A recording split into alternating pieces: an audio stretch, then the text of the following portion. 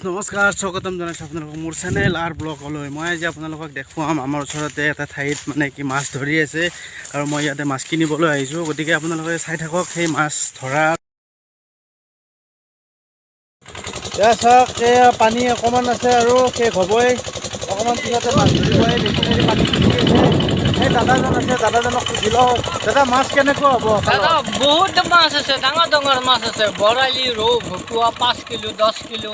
এই চাওক, দাদাই কৈছে বহুত মাছ পাইছে ইয়াতে, আৰু অকণমান পিছত আপোনালোকক দেখাই আছোঁ মই মাছখিনি। চাওক, এই চাওক, এই চাওক মাছ এটা ধৰিছে, এই বৰালি মাছ আপোনালোকে দেখা পাইছে। চাওক চাওক,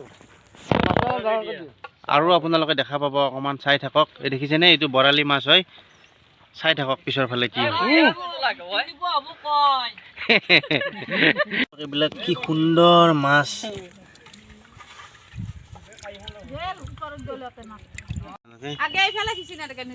তাই কি মাছ লাগব নেকি? এই চাওক, আমাৰ ইফালে মঞ্চত আছে বহুত মানুহ।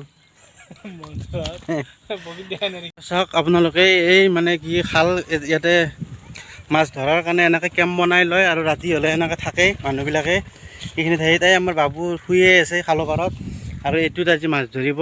সেই সিফালে মই অকণমান আগত দেখাইছোঁ আপোনালোকক।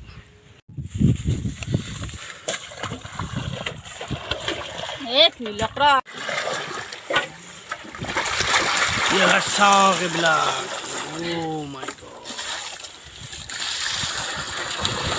চাওক আপোনালোকে দেখা পাইছে, এই মাছবিলাক ধুই আছে। চাওক, ইয়াতে চাওক মাগুৰ, শিঙি, কাৱৈ। চাওক কি সুন্দৰ মাছ।